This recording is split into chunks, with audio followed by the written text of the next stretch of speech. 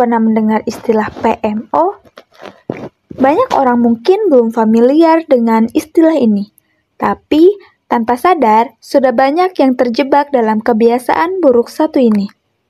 PMO adalah kebiasaan yang bisa berdampak buruk pada otak, psikologi, dan kehidupan sosial kita. Mungkin ada yang berpikir, itu hal biasa kok, atau itu nggak ada efeknya buat aku.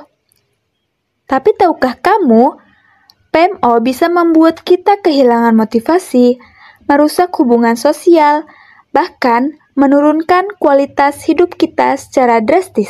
Di video ini, kita akan membahas apa itu PMO, bagaimana kebiasaan buruk ini berkembang, dampak negatifnya, dan yang paling penting, bagaimana cara menghindarinya. Jadi, simak video ini sampai habis ya. Jangan lupa like dan share supaya lebih banyak orang yang sadar akan bahaya PMO. PMO adalah singkatan dari Porn, Masturbation, and Orgasm. Atau dalam bahasa Indonesia, konsumsi konten dewasa, masturbasi, dan orgasme yang dilakukan secara berlebihan. Awalnya, seseorang mungkin hanya merasa penasaran atau ingin mencari hiburan. Namun, karena otak kita bekerja berdasarkan kebiasaan, semakin sering kita melakukan PMO, semakin sulit untuk berhenti. Mengapa? Karena otak kita menghasilkan dopamin, zat kimia yang membuat kita merasa senang dan puas. Tapi, jika dopamin ini dilepaskan secara berlebihan melalui PMO, otak kita bisa menjadi kebal.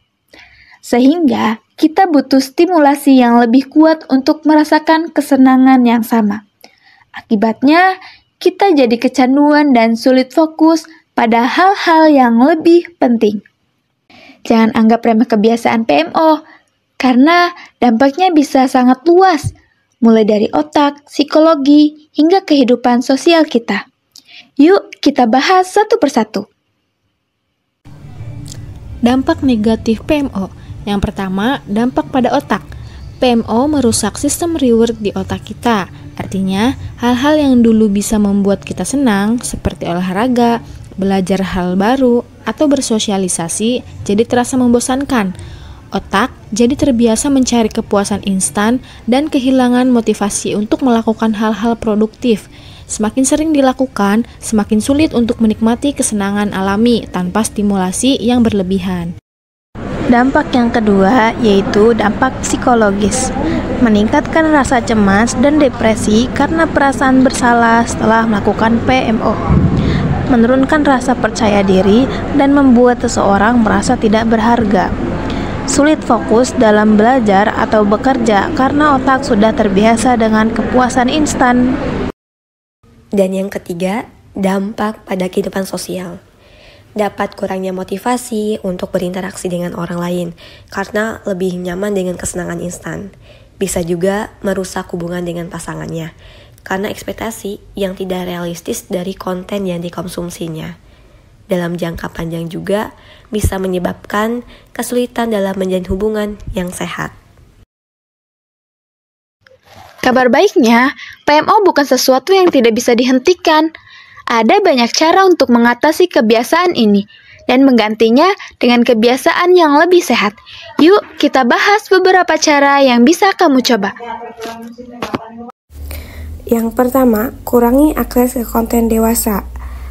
Gunakan aplikasi pemblokir di ponsel atau komputer untuk mengurangi godaan.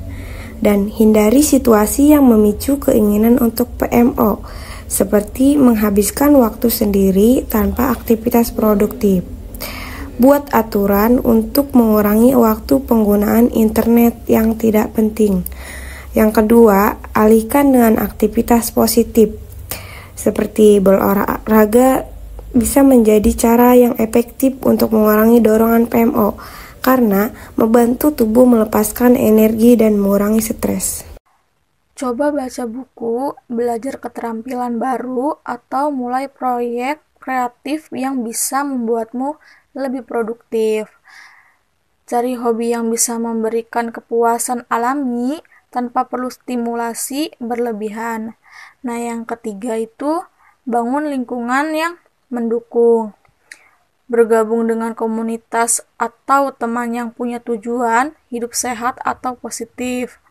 Jangan ragu untuk mencari bantuan jika sudah merasa kecanduan, baik dari teman, mentor, atau bahkan profesional. Ingat, perubahan butuh waktu, jangan menyerah kalau sesekali gagal, yang penting tetap berusaha. Jadi kesimpulannya, PMO bukan sekedar kebiasaan biasa, tapi bisa berdampak negatif pada otak, psikologi, dan kehidupan sosial kita. Tapi jangan khawatir, kita bisa menghindari kebiasaan ini dengan mengganti pola hidup kita menjadi lebih sehat dan produktif. Mulailah dengan langkah kecil seperti mengurangi akses ke konten negatif, mengganti kebiasaan dengan aktivitas positif, dan membangun lingkungan yang mendukung. Ingat, perubahan tidak terjadi dalam semalam, tapi setiap langkah kecil yang kamu ambil akan membawa perubahan besar dalam hidupmu.